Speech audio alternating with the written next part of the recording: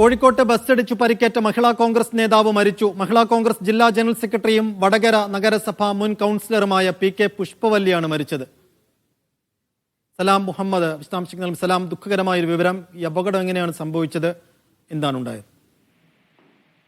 സൈഫുദ്ദീൻ, ഇന്ന് രാവിലെ 10:45 കൂടിയാണ് അപകടമുണ്ടായത്. വടകര സ്റ്റാൻഡിൽ വെച്ച് സ്വകാര്യ ബസ് ഈ പുഷ്പവല്ലിയെ ഇടിക്കുകയായിരുന്നു. മകളും അതോടൊപ്പം തന്നെ ഈ പേരക്കുട്ടികളോടുമൊപ്പം തന്നെ ഈ കണ്ണൂരിലേക്ക് പോകാൻ വേണ്ടിയാണ് PK പുഷ്പവല്ലി എന്ന് പറയുന്ന മഹിളാ കോൺഗ്രസിന്റെ ജില്ലാ ജനറൽ സെക്രട്ടറിയും അതോടൊപ്പം വടകര നഗരസഭ മുൻ കൗൺസിലറുമായിട്ടുള്ള PK പുഷ്പവല്ലി ഈ വടകര ബസ് സ്റ്റാൻഡിലെത്തിയത്. ആ സമയം സ്വകാര്യ ബസ് ഇവരുടെ ദേഹത്ത് കൂടി കയറുകയായിരുന്നു. അതിൽ പരിക്കേറ്റ ഇവരെ വടകരയിലെ ആശുപത്രിയിൽ ആദ്യം, പിന്നീട് കണ്ണൂരിലെ സ്വകാര്യ ആശുപത്രിയിൽ ചികിത്സയിൽ പ്രവേശിപ്പിച്ചിരിക്കുകയായിരുന്നു. ചികിത്സ തുടരുന്നതിനിടെ ഇന്ന് ഉച്ചയോടുകൂടിയാണ് ഇവരുടെ ദാരുണമായ അന്ത്യമുണ്ടായത്.